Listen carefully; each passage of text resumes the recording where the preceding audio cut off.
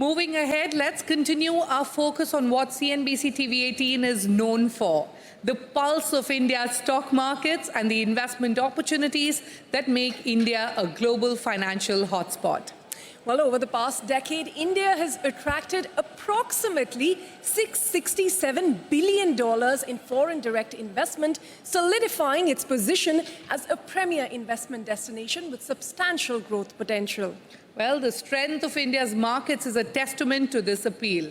With a growing focus on digital transformation, increasing capital flows, and a favorable regulatory environment, India's markets are set to offer investors diverse opportunities across sectors, from technology and manufacturing to infrastructure and consumer goods. So in this next session, Investing in India's Today and Tomorrow, we will delve into the evolving landscape of India's markets, exploring both opportunities and challenges that lie ahead for investors. That's right, Ritu, and leading the discussion is Prashant Nair, a name synonymous with CNBC TV18's market coverage. In the world of markets, the day truly begins with him.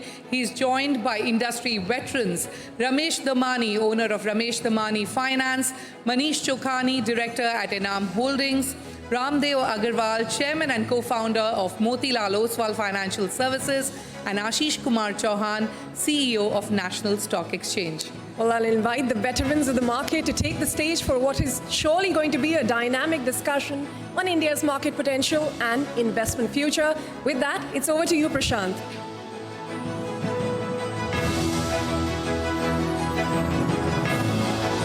Thank you very much, guys.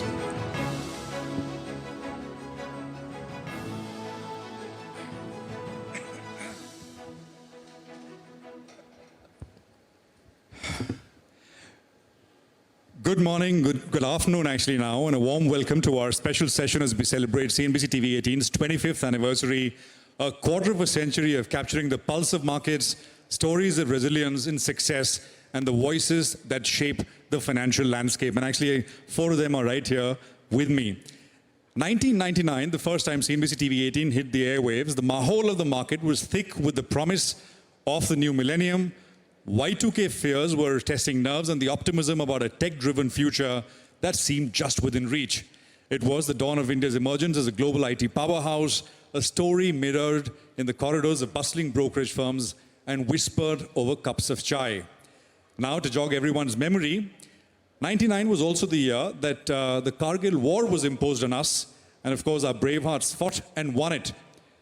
Coming over to Mumbai and Bollywood, the nation was dancing to the tunes of Karan Johar's Koi Mil Gaya from Kuch Kuch Hota Hai. And by the way, Karan is going to be here later as well. Investors, though, were humming the same tune, but for tech stocks, IT stocks. HCL Tech had just launched its IPO. Infosys was the undisputed Badshah of the Bazaar, and the Sensex had just hit 5,000 for the first time. By the way, over across the oceans, NVIDIA had just made its debut on Wall Street. So as we raise a toast to 25 years of CNBC TV18, let's take a moment to appreciate the journey, the bull runs, the bear claws, and everything in between. Welcome to this session with four legends of the market who are with us from the very beginning and need absolutely no introduction. Gentlemen, thank you very much, all of you. I want to start by asking Rameshji, if you want to start, what do you remember of 1999? Thanks, Prashant. Thank you first for having me here. It's been an exhilarating 25 years. I mean, it's bookended by, as you said, the Y2K problem in 99 and the pandemic a few years ago. But it's been an exhilarating journey for all of us as investors, and to see it was very interesting, not only from markets, politics, and business point of view. From markets, the Sensex, as you pointed out, was 5,000. It's closer to 80,000. But what people may not know, the Dow at that time was 11,000. So we were half the Dow level. Now we're almost double the Dow level. We're at 80,000 in the Dow at 45,000. So that's been extraordinary. Of course, in rupee terms, it's cheating a little bit, but that's what it is. In terms of markets, as you said correctly, Infosys got listed, and also NVIDIA got listed, as you said. And one other company that became a tech giant got listed in 95, which is Alibaba by Jack Ma. That got listed in 99. And in terms of politics, what I find interesting, of course, October 12th, General Pervez Musharraf came to power in a coup in Pakistan. October 13th, Bajpayee ji was sworn in as for the third time as Prime Minister of India. So exhilarating year, and exhilarating 25 years, Prashant. Oh, lovely, absolutely. Ramdev ji, were you humming Koi mil gaya or you're watching Infosys? No, I think we have been the biggest beneficiary of birth of CNBC TV18, personally as well as the firm, and the spread of equity culture and common man really embracing the CNBC and the markets. And now, finally, it is happening. I mean, what seeds have been shown is from 99, finally from 2020, the demat explosion which is happening. I think the role you all have played is immense. So I'm sure this is just about the start of the journey of yet another, what Dr. Rangarajan said about deregulation of Indian economy, dismantle everything, dollar, rupee, interest rates, everything. I think that moment is here in Indian equities, starting from 2020-21. And let's see how, I mean, when there will be a, what you call, some ceremony, 25 years henceforth, and then they'll remember what Indian equities have done in next 25 years. I mean, you've been a sort of absolute bull, and you've kept the faith, Ramdevji, and you've made the money. You just mentioned 25 years from here. You want to, right at the beginning, you want to tell us where we will be, index levels, 25? 2 raised to power 5. So I think, you see that 50, I've been in the market for 45 years, and I have seen Sensex at 100, which is at about 80,000 plus. So that has given about 15% compound. There is no reason now forex balance and the kind of goal clarity we have. We want to be Viksit Bharat by 47 and all. So those kind of things, they are even more encouraging. But I would not take the compounding to be even a bit higher than 15%. So every 5 years you'll double, and 2 raised to power 5 in next 25 years. Actually, when you talk about 25 years, you don't believe where it will reach, but we'll reach there. That's very well put, Manish. What do you remember? 99. They said it well. Actually, it's hard to imagine. India's total market capitalization was below $200 billion, which is not even equal to what TCS or Reliance alone have today.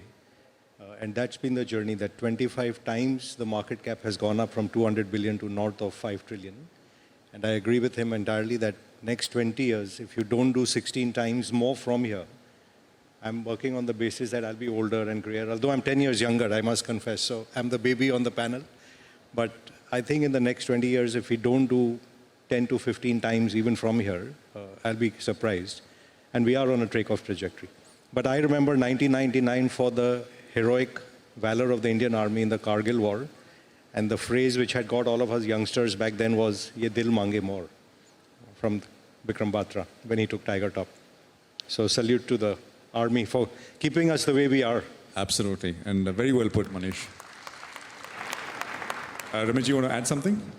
No, I mean, it's a salute, and it's been an exhilarating journey that I find it astonishing. But one thing that I would probably disagree with Manish is that we can't extrapolate what happened in the last 30 years to the next 30.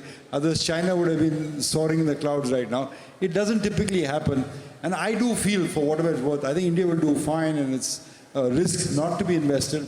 But I do feel that on November 5th, 2024, what happened in America changed the world. I think we'll understand the implications of that in a few years from now. When I was a young man in 1989 and the Berlin Wall fell, I knew something had changed in the world. I couldn't figure out what it was. But it was a triumph of capitalism over communism. That became more apparent as the years rolled by. So I think in the next 25 years, America is such an important world player, 30% of the global economy, 60% of the market cap of the world, that what happens in America influences the rest of the world. And unfortunately, I think America started looking backwards, looking inwards. I think we did a word cloud 25 years from now or 10 years from now. I think one word that will come up very frequently is a word called mercantilism. A change in the free trade, UN, and NATO. The world grew on the back of America. May not happen in the next 5-10 years. So the world will definitely look different. I would not be one to extrapolate straight into the future, but there'll be lots of opportunities to make money. And I want to pick on those points in just a bit, Rameshji, because that is also something we want to address, because markets have been going through a bit of a tough phase. But let's welcome in Ashish Bhai as well. You know, I can say with some confidence that the three of you here and many in the audience are shareholders of National Stock Exchange. For those who don't know, NSE is now valued at $60 billion. It's, if it were listed today, it would be in the top 10 in terms of market capitalization. But Ashish Bhai, let's start at 99. I mean, you're also someone who actually, I can say, built the markets, the market infrastructure. You were at the NSE in 99. What do you remember of that year? Thank you, and thank you for calling me. I think in some ways, the infrastructure of the capital markets, those days, it was a satta bazaar, right? All of us are wearing, at least they are wearing suits and coats. I am still on the older style. But those days, it was considered, basically nobody trusted that $200 billion was probably 30% of banking system.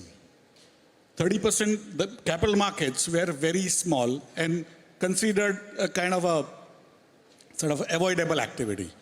Today, it is almost 20%, 2.5, or a few days back it was 2.5 times. Now, probably it's 220% of the entire banking system. That is the change. And the back end that NSE came about, first year it became larger than any exchange in India, but it also started clearing corporation. It started depositories. They were all building blocks of creating a framework, and then we were also working on setting up derivatives. So 1999, Vajpayee government came, and one of the first things I was told was that we required a change in the Securities Contract Regulation Act if we need to set up a derivatives market. And so we started working on that, although we were working on derivatives from 1995. At the last moment, it came saying, if you don't do this, this will not work. And so, of course, it went to the parliament, got cleared, and that's where the derivatives actually came about in 2000. I think June 12 is when NSE started. You fought for derivatives back then, and now you're fighting for them again. And It's come full circle. one of the first panels, I recall CNBC office just behind TV towers in Worli in Mumbai. It was like a industrial place, and it was with M.G. Damani, who used to be the ex-president of Bombay Stock Exchange. I was like 27, 20-year-old, and he was the doyen. And he was opposing derivatives, and I was saying the derivatives are going to change things. Although the Nicholson part in 95 had actually brought down, and it had got bad reputation, but I'd say things are going to change, and there were, of course, worries about overtrading those days also. So some of those same debates keep on coming, but what India has done over the last 25 years has been phenomenal. But do you think we've taken a hard turn on derivatives here, or we can't say that as of now? See, it's the overtrading issues will come up because the technology is changed. It's like travel. People used to travel by walking, and then it became bullock cart. It became several times faster. And then people were saying, why should people be traveling so much without sort of achieving anything? And then it became car. And you might have seen Naya Daur, right? If you have not seen, you should see that movie called Naya Daur. It is basically saying that old systems will have to change, although on a particular day, old systems may win. But the new technologies will, and then of course, railways and... Right. So the answer is, it's here to stay. It is here to stay. And for me, and as far as the society is able to manage the risk, we should be able to continue providing facilities for people to manage risks and stuff like that. Absolutely. I want to, all of you are, we invite you for wisdom, to learn from all of you in terms of what, the lessons are for, and so many new investors have come into the market over the last 4 years specifically. 10.5 crore investors in this market now. Rameshji, before I get to here and now and what from here, just 2 or 3 most important lessons that new investors should remember. Sure. I think 30 years in the market, Prashant, have taught me 2 things. One, remain broadly invested in the market. You can't time the market. It'll go up and down and you'll be happy, and then you'll suddenly miss the great rally. A lot of the gains come in a very scattered amount of time. So broadly remain invested in high quality businesses, if you will. The second, of course, I think which all 3 will agree is the magic of compounding that takes place. I think you should never let that be interrupted. It's like you're rolling a ball of snow, as Buffett said, down a hill. So you want to make sure that the hill is very long, which means either you're very young or you live very old. And that's what's magical. I think compounding can take, in one generation, from poverty to wealth if it's done properly. So I think enduring lesson that I want to give to a younger audience or to a young India is understand how compounding work. It's actually the eighth wonder of the world. Ramdevji, just 2 or 3 top lessons for investors, what you've learned really and imbibed. I mean, for the guys who can afford, they should buy only equities out of their savings. Should be fully invested. Don't time the market, what Ramesh said. It works brilliant. I mean, I've seen 45 years. It goes very smooth. Some days are painful, but that's the price you pay for 15% portfolio yield. You know, so that's been the message. And there are only 2 markets in the world which are compounded, America and India. And we are lucky to be in India, I'm telling you. Because in China, I mean, which is as big a market, a much bigger market, you have, like, in 2020, CSI 300 was about 2,000, and in 25 years, they are struggling at 4,000. We were at that time 1,000 Nifty. Today we are at 24, 25,000. So that smoothness of the market is extremely important. You know, that slope is very, very important, and that's the achievement of Indian way of working, entrepreneurship, the political management, the bankers' freedom to determine interest rates and those kind of things, and ever-building institution. You look at, I don't think there is anything like NSE in the whole world. I mean, you clear $7, $8, $9 trillion, and they can do still 5, 10x of that without any problem. So this country has that capability to create, and this technology, the digital technology, is so exponential. I think we have to be optimist. First thing is you have to be optimist to come in the market and stay invested and wait for your compounding to happen, because patience is going to be the most important thing. Time in the market, basically. Time in the market, but patience. While you are in the market, you should bring the patience when the things are bad. Yeah. Like when the markets are roaring, everybody's in the market. But when times are bad, actually markets are falling. That time you should have the patience and stay invested. I'm going to ask you whether this is one of those times in just a bit, but Manish, tell us, your 2 or 3... Yeah, continuation of the same. So number one is the price that you pay is the only thing you control as an investor. So when there are times like what we're going through now, is not the time to lose the faith, but to actually double down. So enter at good prices. The soil in India is fertile for entrepreneurs and business. So stay the long haul, because you will compound a lot of money. And 3, back the right leadership. You can be in the best business with the wrong jockey on the horse, as you call it. But if you find the right jockey, he's going to make even a stupid horse run well. So back the right people, the right business, think long-term, be long-term greedy. But remember, price is the only thing in your hand. So be very, very strict on that. I think all of you have backed the jockey sitting to your left. Ashish bhai. Come on, Ashish. So when are we going to see, how close are we to a listing at the NSE? We do list companies every day. It's a nice one. And this year itself, we have listed 150 companies. 50 in the main board, 100 in the SME. This financial year, that is from April 1 onwards. So effectively, keep on listing. But if you are referring to NSE's listing, we don't have visibility. But are we closer than we were last year? I mean, every step looks closer, but ultimately... Manzil dur nahi hai. It's At the same time, one has to be patient, as they say, because in our case, we wear many hats, especially as regulators, and we need to be very careful on many, many things. At the same time, providing a well-functioning, fair, efficient, transparent, extreme low-cost, very orderly markets are the main priority. Ashish bhai is using everything you said to avoid answering the question. Okay, let's talk about here and now. Ramesh, you said Trump and him sweeping America is like one of those pivotal moments, implications we will know later. I get the sense that that has kind of tempered your expectations of how well we'll be able to do. So first address, what are we going through now? Is this just a pullback in a broad uptrend? And to your mind, what does the election in the US really portend for markets like India, countries like India? Well, it's more for the world, Prashant, because the US has moral leadership in the world. You know, it's the preeminent power in the world. I believe in American exceptionalism. What has happened for the first time in 75 years, I don't think people have understood that, is that first time a US president has unchecked power. He has the House, the Senate, the White House, the Supreme Court, the popular vote. If any Republican opposes him, he will use his base against them, so they will not be elected. The Democrats are in a state of shock. They cannot do anything because they tried impeaching, prosecuting, criminal trials. Nothing has worked against him.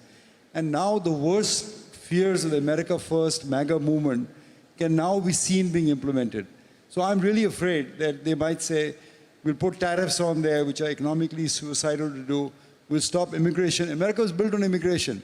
So that impacts the world. Imagine after World War II, America rebuilt Germany and Japan. They've beaten them to the pulp, and still they use Marshall Plan to beat them. Can you imagine that happening in India, in America today?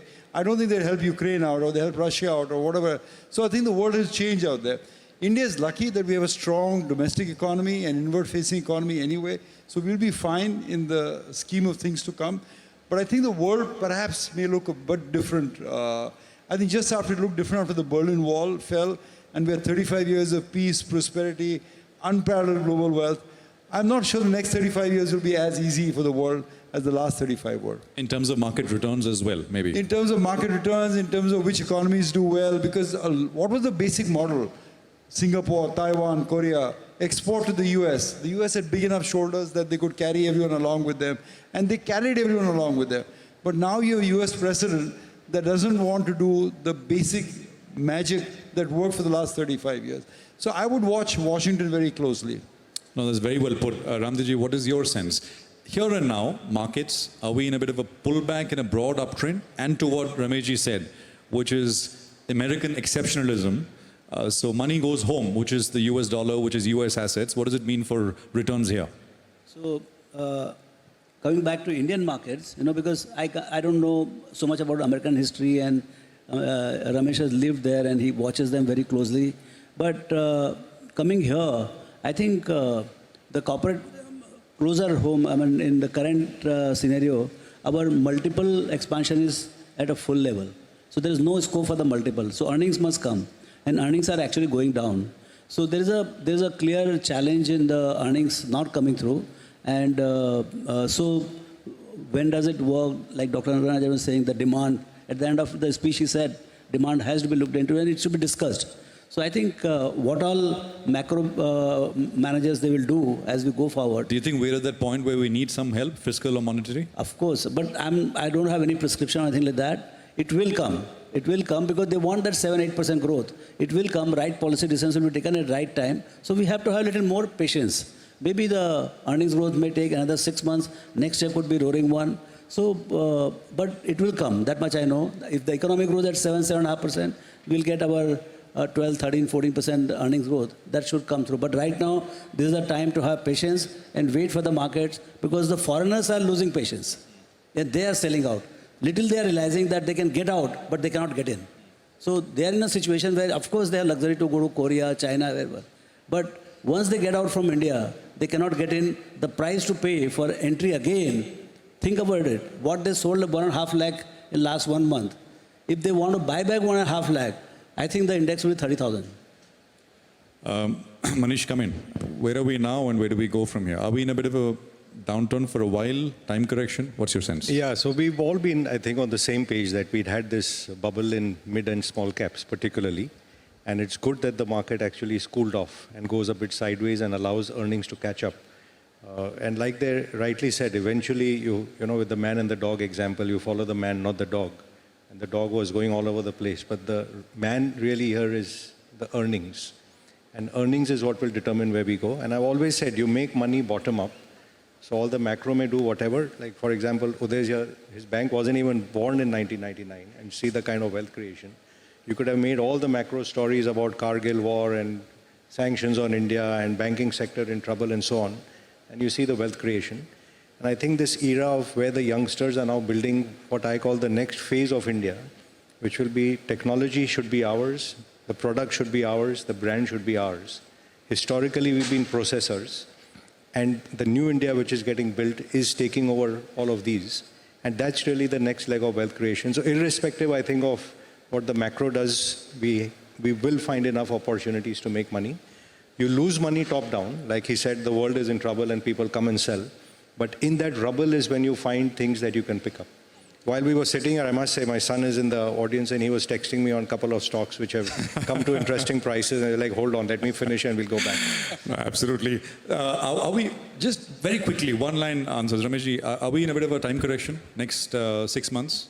Yeah, I think we're in time Sideways. correction, but that's fine. I mean, you know, the market has had one of the heady runs, so if it corrects till 1 quarter, 2 quarters, I'm perfectly fine with that. Ramdevji? I have no idea what is market always surprises me. So, but then I think we are fine in that But patient you are mode. a little circumspect right now where we are, earning-wise, liquidity. Yeah, what drives me is the earnings. If I don't see earnings coming through, my research department not saying that next year we are going to grow at 12%, 15%, I am not confident. I feel a little uncomfortable. See, I'll give you a contra view. Of course, earnings are not there, and therefore these prices, so you can't double count. But also put in context what he said, US is 66% of global market cap. And it's what, 25% of GDP. It can't be 2.5 times of market cap, which is why Warren Buffett has sold. But India is 4% of world market cap. And you know the next 20 years, this GDP will compound. We can debate whether it is 6%, 7%, 8%, 9%. Which other country in the world are you going to say that for? And our currency, again, my favorite topic, is underpriced. So whenever this happens, in the next 5 years, you're going to see a stronger currency. Indians will be allowed to also invest overseas. And this 4% market cap to the world has to go up. Yeah. If you're sitting with that macro, and this wall of foreign money has to inevitably end, we will end up in global indices. The amount of money to come in here is staggering. We are scared at 10 billion going out a month. I think there is a period when you'll see 10 billion a month coming in. Then what happens is what Ramdev has really been saying. Okay, I know broadly, but I want to ask you this. One bet, could be theme, could be sector, which one should, as they say, you should fish where the fish are. Rameshji, what's your sense? Where? Yeah, thanks, Prashant. I think the one thing I've heard, I've been to conferences, and what Ashishji said, what happened to the NSE is because it was digitized. I think it's incredible the power of digitization, what changes there.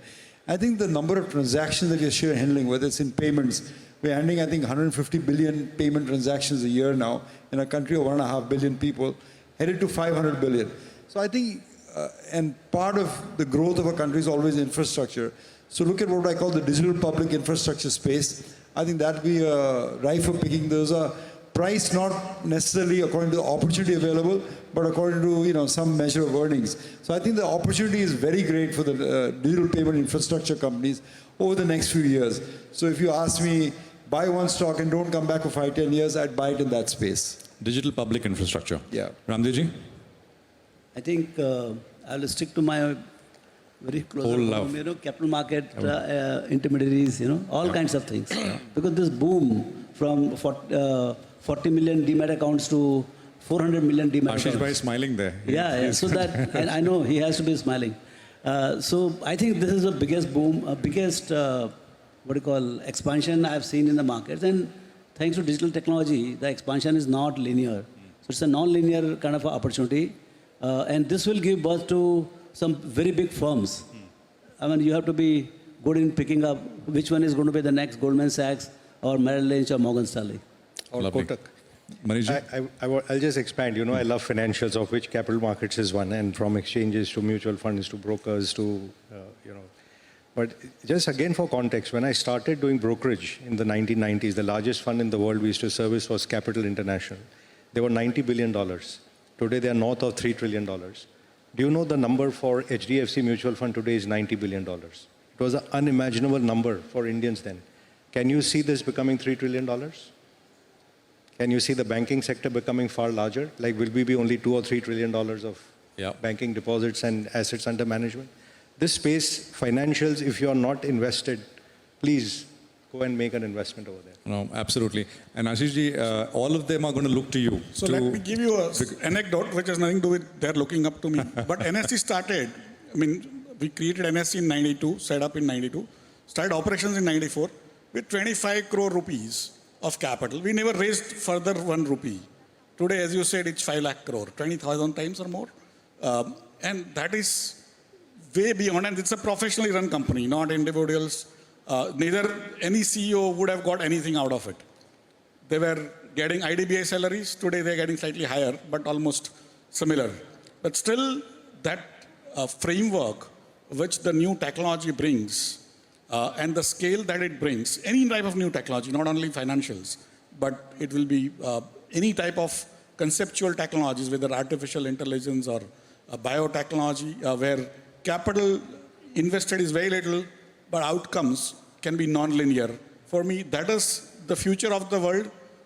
And those days, India was not considered even in the stadium when that race was run. Today, in last 25 years, India has come at the forefront.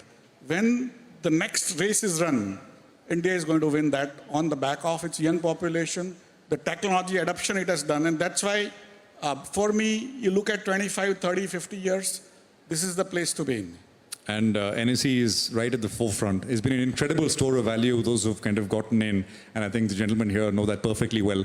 It's a pleasure. Thank you very much, all of you, for being with us here. It's an enlightening discussion, always this wonderful, insightful, electric. Thank you very much. Here's to the next 25. Thank you.